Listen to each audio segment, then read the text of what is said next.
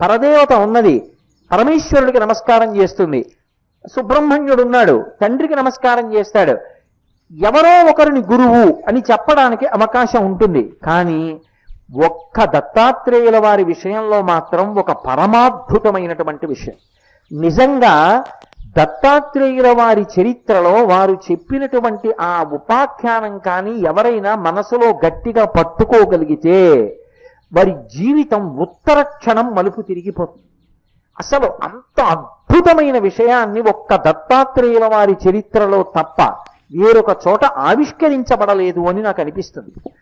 ఒకప్పుడు వారు అవధూత సంప్రదాయంలో నేల మీద దిగంబరుడై పడున్నారు.